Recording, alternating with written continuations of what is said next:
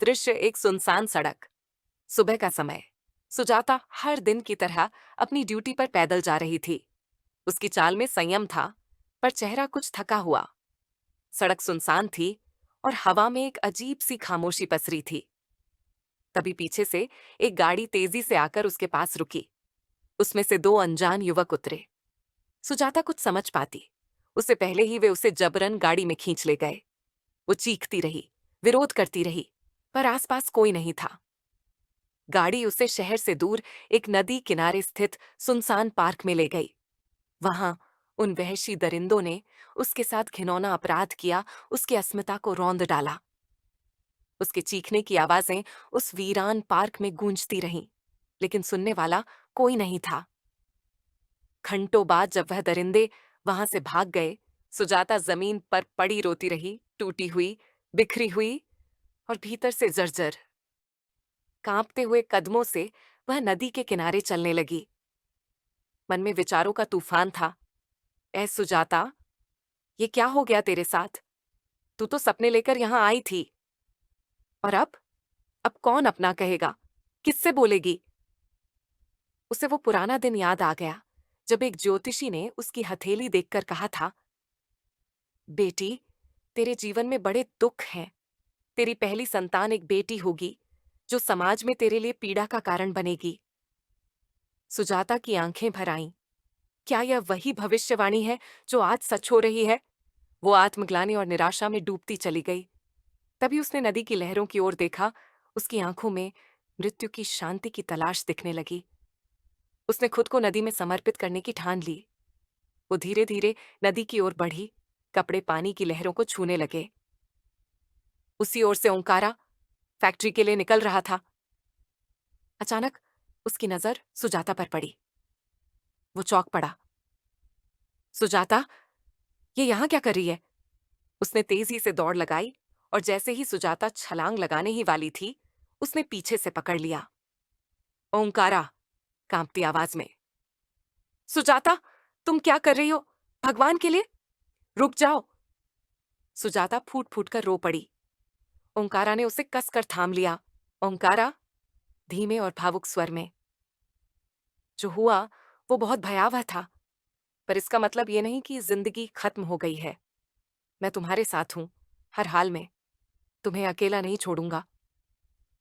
सुजाता पहली बार किसी के कंधे पर सिर रखकर रोई। शायद वर्षों की पीड़ा और आज की त्रासदी उसके भीतर टूट चुकी थी। कुछ दिन बाद ओंकारा एक बार फिर सुजाता के सामने विवाह का प्रस्ताव रखता है। इस बार गहरी सोच विचार के बाद सुजाता उससे कहती है, मैं तुमसे विवाह कर सकती हूं, पर एक शर्त है। यदि हमारे संतान में पहली संतान पुत्री हुई तो मैं तुम्हें छोड़ दूंगी। मुझे सर्वप्रथम पुत्र चाहिए, तभी मैं यह संबंध निभा पाऊंगी। सुजाता की यह कठोर शर्त सुनकर ओंकारा कुछ क्षण के लिए मौन रह जाता है। फिर धीमे स्वर में कहता है, मुझे तुम्हारी हर बात मंजूर है सुजाता। और वह वहां से चला जाता है। इधर अगले दिन सुजाता बाजार के रास्ते से घर लौट रही होती है। जाते जाते उसकी नजर एक लॉटरी विक्रेता पर पड़ती है। वह अनमने मन से एक लॉटरी टिकट खरीदती है और फिर धीरे धीरे अपने घर लौट जाती है। सायंकालीन समय ओंकारा अपने मकान की ओर लौटते हुए सड़क पर चलता है। सड़क के किनारे एक छोटा सा जनसभा मंच सजा हुआ है, जहां बेटी बचाओ बेटी पढ़ाओ अभियान का कार्यक्रम चल रहा है। लाउडस्पीकर पर एक भावनात्मक भाषण गूंज रहा है। ओंकारा ठिठक कर सुनने लगता है। प्रवक्ता मंच से भाव भीने स्वर में, मेरे प्यारे भाइयों और देशवासियों, जरा ठहर कर सोचिए। ये वही बेटियां हैं जिनकी बचपन की मुस्कान से हमारा घर आंगन धन्य हो जाता है। यही बेटियां रक्षाबंधन पर अपने भाइयों के इंतजार में उत्साह से फूली नहीं समाती, और जब भाई ना आए तो उनकी आंखों की चमक खो जाती है। यही बेटियां किसी की बहन बनती हैं, फिर बेटी, फिर पत्नी और फिर मां। इनके बिना सृष्टि अधूरी नहीं, बल्कि समाप्ति की ओर बढ़ रही है। इसीलिए इन बेटियों को बचाना केवल एक विकल्प नहीं, हमारा धर्म है, हमारा कर्तव्य है। भीड़ में एक छोटी सी लड़की धीरे धीरे उठती है और हाथ उठाकर बोलती है, लड़की सासिक स्वर में, अंकल, क्या मैं कुछ कह सकती हूँ? प्रवक्ता मुस्कुराकर। हाँ बेटी, जरूर कहो। हम सब सुनना चाहते हैं कि तुम क्या कहना चाहती हो। लड़की भावुक और गूंजते स्वर में। अंकल, हम बेटियों में ऊपर वाला कौन सी कमी छोड़ देता है जो हमें कोख में ही मार दिया जाता है, बेटों को नहीं। अगर किसी तरह बच भी जाएं तो शादी के बाद दहेज के नाम पर हमें फिर मार दिया जाता है। क्या ऊपर वाला हमारे साथ वो दहेज नहीं भेज सकता जो हमें जिंदा रहने की इजाजत दे सके? क्यों हर बार हमें ही नर्क से होकर गुजरना पड़ता है? सन्नाटा छा जाता है। मंच पर बैठे सभी वक्ता और श्रोता स्तब्ध रह जाते हैं। ओंकारा की आंखें भर आती हैं। वह कुछ क्षण वहीं खड़ा रहता है, फिर सिर झुकाए चुपचाप आगे बढ़ जाता है। अभियान की बातें सुनकर घर लौटते समय एकांत सड़क पर धीमे कदमों से चल रहा है। आसपास की हलचल धीरे धीरे धुंधली होती जाती है और कैमरा ओंकारा के चेहरे पर ठहर जाता है। उसके भीतर एक तूफान चल रहा है। ओंकारा मन में सोचते हुए धीरे धीरे बड़बड़ाता है। ओंकारा, तूने ये क्या कर दिया? क्या वाकई तूने एक लड़की के जन्म को नकारने का वादा कर लिया? और वो भी सिर्फ एक औरत की शर्त के आगे झुककर? कुछ क्षण रुकता है, आंखें भर आती हैं। बेटी, वो तो सृष्टि की पहली कड़ी है। मां भी एक बेटी होती है और तूने उसी अस्तित्व से मुंह मोड़ लिया। सुजाता से प्रेम तो किया, पर उस प्रेम में तेरा विवेक कहाँ खो गया? अब उसकी कल्पना में उसका दूसरा रूप यानी जमीर सामने आता है, धिक्कारता हुआ, कठोर स्वर में, प्रतिरूप, गूंजती हुई आवाज में। अरे ओंकारा, यही तो तेरी असली परीक्षा है। सच्चा प्रेम वो नहीं जो शर्तों पर टिके। सच्चा प्रेम वो है जो सही के लिए लड़े। अब तुझे ही इस बेटी को बचाना होगा, वरना तू खुद को कभी माफ नहीं कर पाएगा। ये बेटी केवल एक बच्ची नहीं, तेरे जमीर की आखिरी उम्मीद है। ओंकारा, आंखों में आंसू, होंठ कांपते हुए। हाँ, हाँ, मैं इस बेटी को जरूर बचाऊंगा, चाहे कुछ भी हो जाए।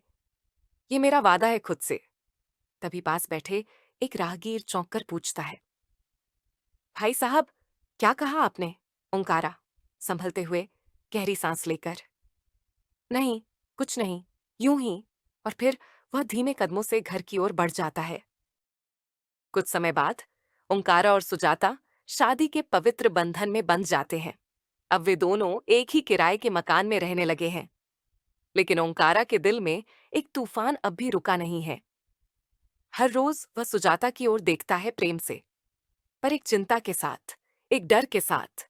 सुजाता की शर्त, लड़का ही चाहिए, उसे लगातार भीतर से तोड़ती है। पर अब वह सिर्फ एक पति नहीं, एक संभावित पिता है। और वह जान चुका है कि अगर बेटी हुई तो यह दुनिया नहीं, उसका अपना घर परीक्षा बनेगा।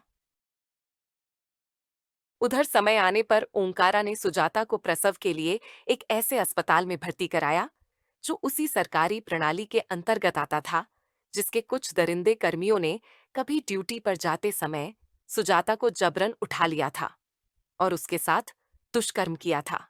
अस्पताल में सुजाता ने एक कन्या को जन्म दिया।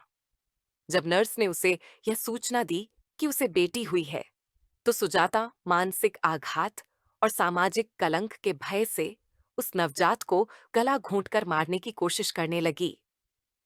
यह देख नर्स ने तुरंत सतर्कता दिखाई। वह झपट कर बच्ची को सुजाता से छीन लाई और उसे डांटते हुए बोली, ए बदतमीज औरत, तुझे जरा भी अंदाजा है कि एक बच्ची को बचाने के लिए सरकार कितना कुछ करती है? कितने संसाधन, कितना पैसा और हम जैसे लोगों की मेहनत जुड़ी होती है इसमें, और तू है कि उसे मार डालना चाहती है।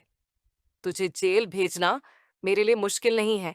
यह कहकर वह नर्स नवजात बच्ची को एक सुरक्षित स्थान पर पहुंचा देती है। फिर अस्पताल के गेट पर खड़े सुजाता के पति ओंकारा को सारी घटना विस्तार से बताकर उसे सुजाता के पास भेज देती है। ओंकारा भागता हुआ सुजाता के पास पहुंचने के लिए चलते चलते हॉस्पिटल की गैलरी में ख्वाब देखने लगता है। सुजाता के पास नवजात बच्ची अंजलि का मुख नीचे की तरफ है, उसकी पीठ ऊपर की ओर, और सुजाता का हाथ बच्ची की नन्ही गर्दन पर इस तरह रखा है मानो उसे दबाकर मार देना चाहती हो। उधर वह नन्ही बच्ची, जो अभी अभी इस दुनिया में आई है, अपने नन्हे नन्हे पैर फड़फड़ाते हुए अपनी माँ से गुहार कर रही है। माँ, मुझे मत मारो, मुझे जिंदा रहने दो, मुझे फिर से उस अंधेरे नरक में मत भेजो। माँ, तुम ऐसा मत करो। ओ पापा, अरे ओ पापा, तुम ही आ जाओ, मुझे बचा लो। पापा जल्दी दौड़कर आ जाओ। पापा,